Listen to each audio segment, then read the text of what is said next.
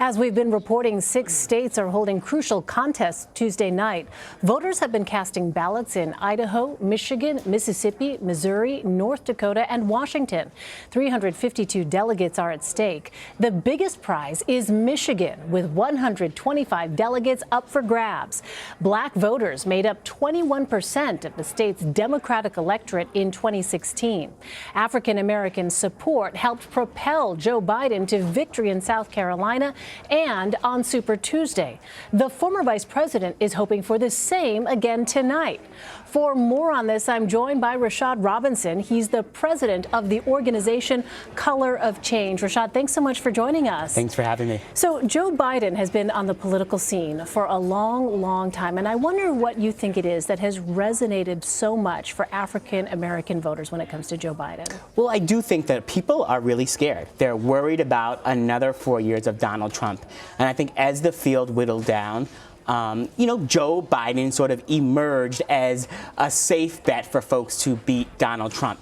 Now, what we also have to remember about black voters is that they're not a monolith. Right. And the other thing we have to remember is that this is a primary. So what you're going to get in the primary season is people who vote in every election. You're going to get the most committed set of voters who will vote regardless. The question still remains is, can Joe Biden, I think the question remains for Bernie Sanders, can they expand the black base? Can they get to the type of 2012 and 2008 numbers that actually propel Democrats into the White House? So let me ask you about Senator Sanders for just a moment. Why do you think it is that he's not been able to garner as much support from the African-American community, compared to what we've seen with Joe Biden? Well, this is a Democratic primary, and Joe Biden is a Democrat.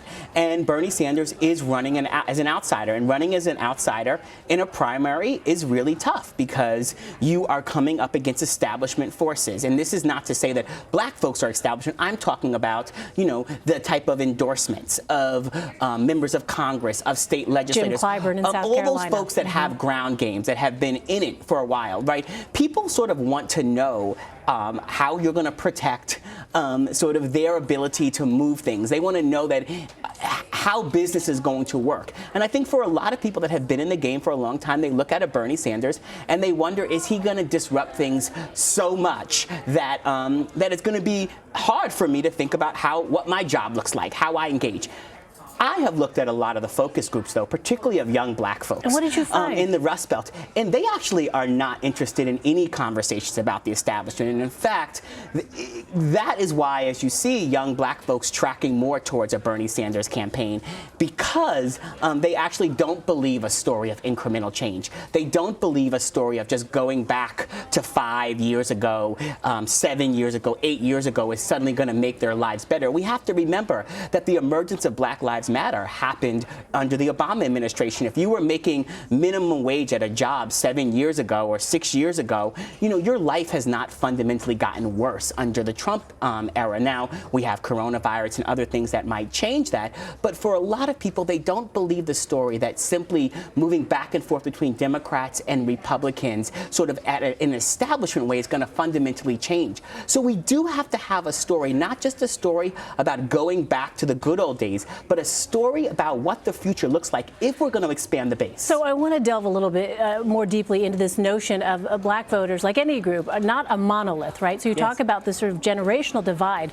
younger African-American voters looking for one thing. What about older black voters? What is it that you have found when you talk to voters they are very interested in seeing? Well, first of all, older black voters have had to be harm reduction voters for years. Explain that. What does that mean? What that means is that they've oftentimes had to choose between the lesser of many evils, or have not always had to be able to choose their best kind of most aspirational option. You have to remember, There's no perfect candidate. Yes, it wasn't until South Carolina, after Iowa and New Hampshire, that black voters got behind President Obama as their candidate, particularly older black voters who were kind of waiting and were concerned that white folks wouldn't actually vote for President Obama.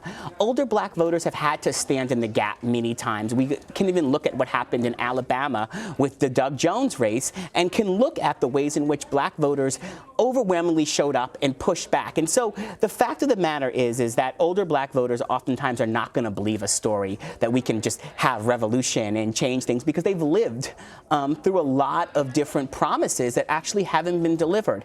And sometimes we'll take the tried and true over promises that may not actually be delivered.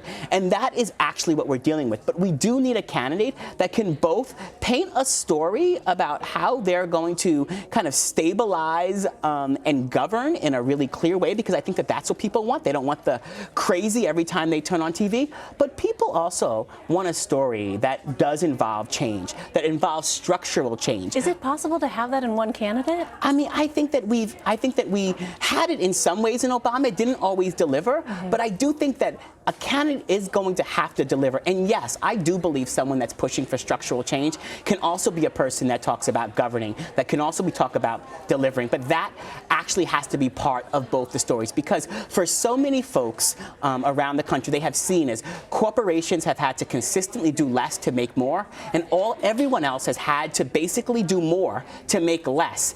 And regardless of who gets in the White House, Democrats or Republicans, America wants something different. Donald Trump talked about draining the swamp, right? And that was appealing to the right base. To the left base of people who are going to turn out, they do want a story about why they're in this circumstance. And it can't just be you have to work harder. There are rules that are rigged, and people need a story about how we're going to fix it. So let's look ahead here. Next week, 4 more states are holding their contests on March 17th. What kind of impact do you think black voters could have on those primaries in Florida, Illinois, Ohio, and Arizona? Well, I mean, these are states where black folks play a huge role. They're also places where there are other races that are going to be interesting. There's a really hotly contested district attorney primary in Cook County where racial justice advocates are getting behind Kim Foxx for re-election. And then there's, these other races that are happening. So I do think people are going to be really excited about engaged. I do think we're also going to have a debate in between that. And we're going to have a debate with 2 candidates on the stage for 2 hours. And no one's going to be able to hide.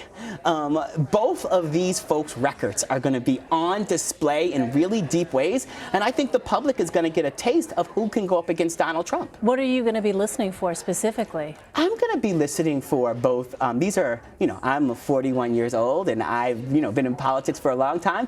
These guys have some years on them. I'm going to be interested to see who can stay on that stage for 2 hours and go back and forth and engage, right? Being president is a really hard and tough job, and we've got 2 people that are that have been around for a very long time. I'm also going to look to see if they can pivot, if they can engage, if they can move beyond talking points. So I think that will be sort of the test. And I think a lot of people will be looking, and it will be the first time that there won't be 6 or 7 candidates on the stage. There will be 2.